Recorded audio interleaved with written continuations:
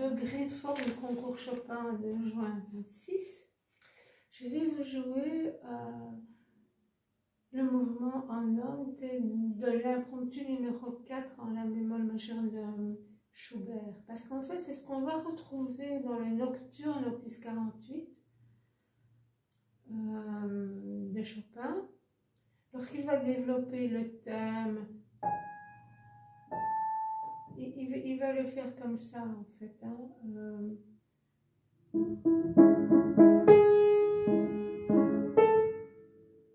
Avec des bémols évidemment. Voilà, je me trompe. Donc le Nocturne de Chopin est en Do mineur, donc avec 3 bémols à la clé. Et le mouvement de Schubert dans l'impromptu est en Do dièse mineur, donc avec 4 dièses à la clé. Mais j'ai souvent remarqué que lorsque Chopin s'inspire d'un compositeur étranger, souvent sous l'influence de ses amis, hein, comme Moscheles par exemple, qui était un fervent admirateur de Beethoven. Donc, à ce moment-là, Chopin est inspiré par un de ses amis et il va changer la tonalité. Par exemple, dans son fameux nocturne posthume en Do dièse mineur, qui provoque dans cette tonalité un malaise dans la main droite, où on sent l'arête de dièse dans la main. Et si on transpose ce fameux nocturne posthume Do dièse mineur en Do mineur avec 3 bémols à la clé, le timbre est plus ou moins identique, en fait il n'y a qu'un demi-ton de différence. Hein. Et la main se trouve très souple et très aisée dedans. Alors pourquoi est-ce que Chopin changeait parfois ces tonalités-là? Mais c'est pour ne pas imiter purement et simplement le compositeur qui l'a inspiré ou l'ami qui l'a inspiré à travers ça.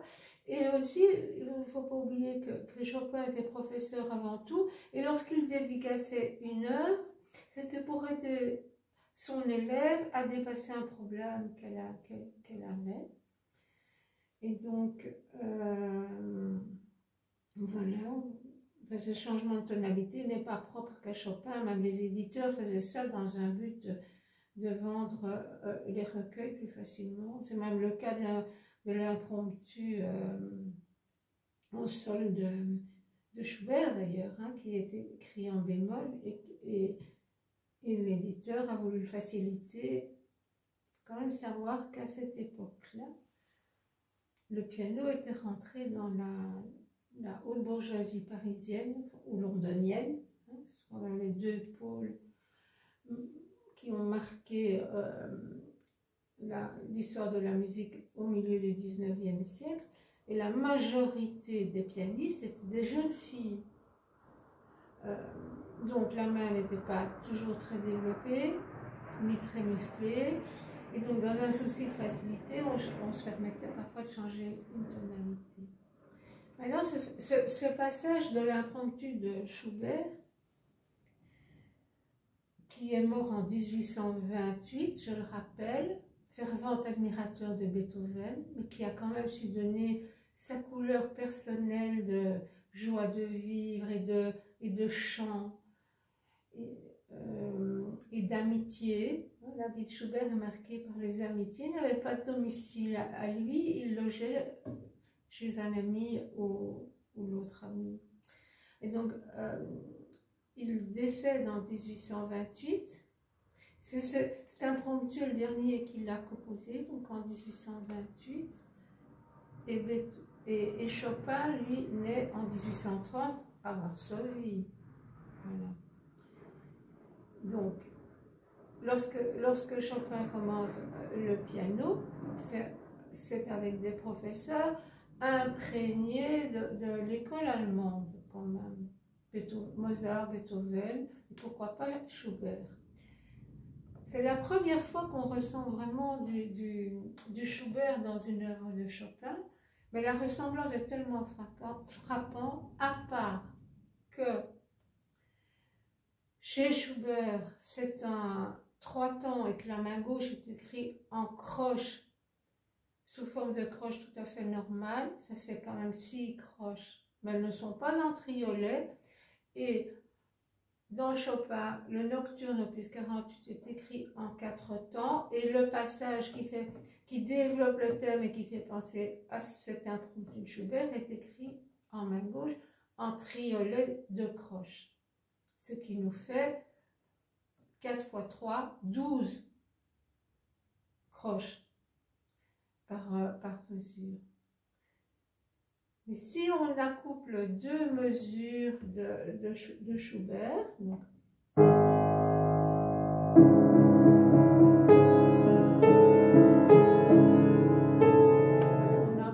on a les 12 croches. Donc, quand Chopin, je vais vous en revenir donc après au nocturne et vous le détaillez, ce mouvement-là dans Chopin, on pourrait dire que c'est en 2-2 et qu'il faut 2 mesures pour faire l'équivalence du thème Sol-La, Sol, qu'on a dans Schubert, en dièse, avec le Sol-La, Sol, qu'on a en bémol dans Chopin. Mais c'est très flagrant. Moi, je l'avais travaillé il y a quelques années, cet impromptu de Schubert. C'est très flagrant qu'on retrouve la main posée de la même manière, avec les notes du thème qui ressortent à l'identique, avec les émotions au point du suspense total, au même endroit que chez Schubert. Et donc, voilà ce que ça donne.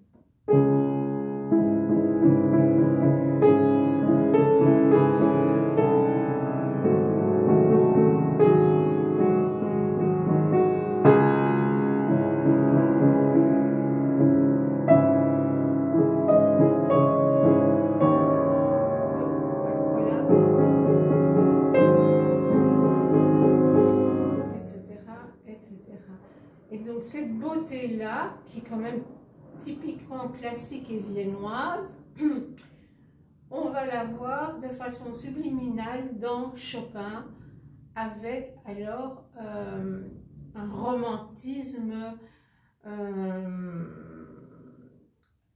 neuf, évidemment, qui part du classicisme viennois vers un romantisme plus slave, évidemment, et très, très raffiné, mais qui, en quelque sorte, va atteindre des summums de profondeur que Schubert, dû à la mort dans son jeune âge, et donc avant les premières révolutions qui ont éclaté partout en Europe en 1830, 48 à Paris par exemple, ou en Pologne 1830, qui va jeter Chopin dans les bras de Paris. Hein. On peut imaginer que si Schubert avait vécu 20 ans de plus, il aurait pu donner le summum que Chopin a donné en hommage à Schubert. Schubert aurait pu le faire lui-même en suivant donc l'éclatement de toutes ces révolutions qui se sont passées, et donc à ce moment-là l'éclatement de sa propre personnalité hors schéma du passé. Voilà. À bientôt.